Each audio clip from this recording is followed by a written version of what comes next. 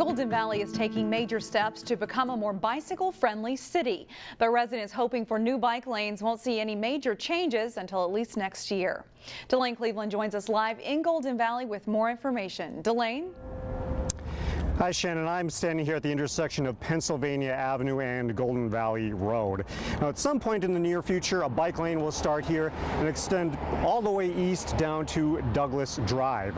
It's one of 4 places in the city that will have bike lanes. Tuesday night, the City Council was supposed to award a bid for the project, but Golden Valley residents are going to have to wait a little while longer. Mayor, council members, and unfortunately the bids came in high. I think we spent a fair amount of time working and reworking and just got late in the season. So we will work to expand our project for next year, include this work in next year's work, and hopefully come in under budget, get better pricing.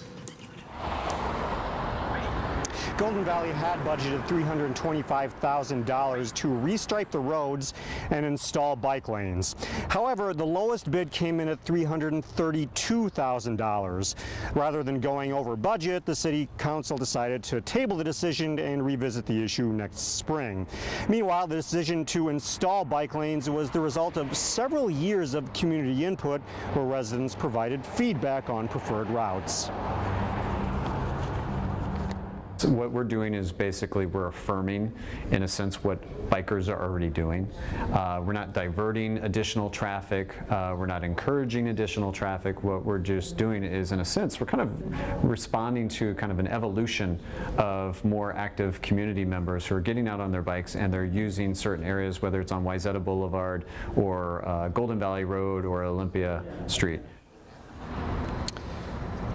Now, it's worth noting that the city is not planning to expand the roads. The mayor said Golden Valley's roads are wide enough and the cars have enough maneuvering space, so the drivers shouldn't feel pinched when these bike lanes are installed. Meanwhile, we'll have a full list of the proposed bike lanes on our website, ccxmedia.org. Reporting live in Golden Valley, Delane Cleveland, CCX News. All right, thank you, Delane. A new school year at Champlin Park High School means a new look. The portable classrooms that the school used for years are now gone. A major construction project that began last October is almost complete. The only work left to do is landscaping. With the renovation, Champlin Park added classroom space, made cafeteria improvements, and put in a new fitness room. Teachers say these upgrades are uplifting for both students and staff. Every time our kids see something that looks new or looks clean, they feel really good about it. You know, I had some students I took around on a tour this morning before school, and they were really excited about what our school looks like in terms of how it represents and how it will represent the community. The school improvements are part of a safety, security, and space focus at Champlin Park High School, made possible by a recent voter referendum. A Golden Valley nonprofit is gearing up to help people ravaged by Hurricane Dorian in the Bahamas. Headwaters Relief Organization volunteers will bring along hammers and crowbars. Brooms, rakes, and mops will be needed too. The group will also offer mental health support. After a disaster like this, in the early days, a lot of time that's really just listening to people tell their stories, being a comforting presence to them, and you know, then if somebody is having really a lot of difficulty, trying to help them get the resources they need. Headwaters hasn't decided just yet on when they're leaving. The group is meeting Thursday to discuss their trip. Meanwhile, they are looking for volunteers, and we have more information on that on our website. Before the Minnesota Vikings season gets underway, a few players stop by our area to spread a little goodwill. Crescent Cove and Brooklyn Center serves children and their families in need of respite or end-of-life care. The facility is the first of its kind in the state and has been open since May of 2018. On Tuesday, members of the Minnesota Vikings stopped by to say hello. The Vikings coming to Crescent Cove today means that these kids are so special to so many people, and we hope that all the kids and families who are supported by Crescent Cove always know that this is a place that they can make meaningful moments and have meaningful experiences.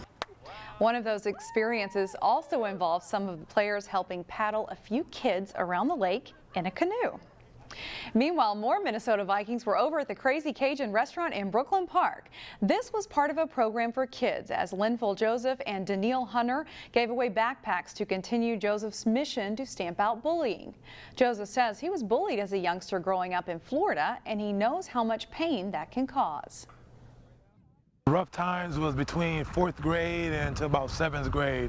Just every day, constant picking on me, picking on my mom, picking on my brother, picking on our living situations, and it actually motivated me, to be honest with you. So I use a negative and turn it into a positive. The event took place at the Crazy Cajun restaurant because Joseph and some of his teammates say they eat there often.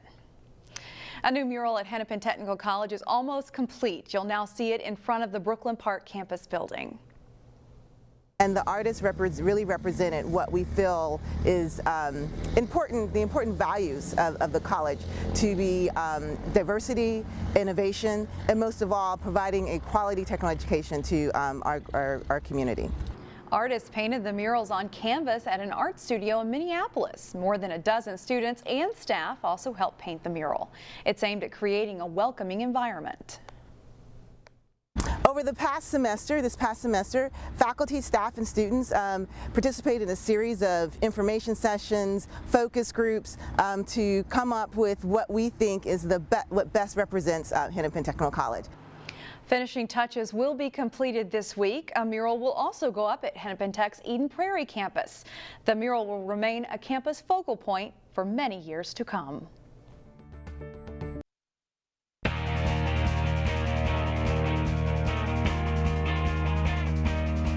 Maple Grove and Centennial girls soccer teams met in the past 4 Section 5 AA finals, with each team winning twice. Both are now in different sections, but they still meet up in Northwest Suburban Conference play. The Crimson unbeaten coming in as they host the Cougars. Centennial is sharp early. Kaya Harper threads the pass to Olivia Loveck, who makes a nice move around the defender and buries the left-footed shot for a 1-0 Centennial lead.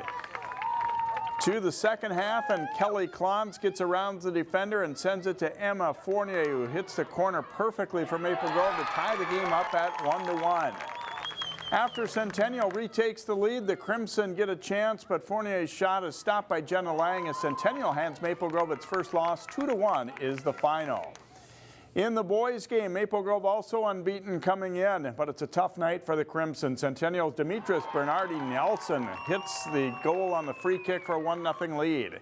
Then off a corner kick, number 22 Nick Valento gets his head on the ball and directs it in. Valento gets credit for the goal as the other nearby Cougars don't touch it, and it's 2-0 Centennial. Still in the first half, Jesus Galvin Garcia takes the pass. He's wide open and he tucks it inside the goalpost. Centennial leads 3-0. Each team scores once in the second half, and it's Centennial taking a 4-1 win. The Wayzata boys soccer team is ranked number 6 in Class AA. The Trojans hope to topple number 1 Edina. Edina's Patrick McGarvey with the throw-in that's headed by Casey Ott. It lands on top of the crossbar. Goalkeeper Perrin King scoops it up. This game's scoreless at halftime. Second half, and off the throw-in, Ott's header is knocked over the goal line by Eddie Rosenthal. Edina breaks through for a 1-0 lead. King is very busy in this one, and he makes some big stops. Ott with another header off the throw-in, and King swipes it away at the last second. And then he'll have good hands to fend off a blast by Oscar Smythe. But King can't stop them all. Matt Mason passes to Smythe. King blocks the first try, but Smythe then buries the second, and Edina shows why they're number 1 in a 2-0 victory. In the night game, it's 5th-ranked Wayzata meeting 3rd-ranked Edina in the girls' game. Edina starts fast. Maddie Deline pushes it to the outside, then crosses it to Emma Frommel for the tap-in. The Hornets are up 1-0, 7.5 minutes in.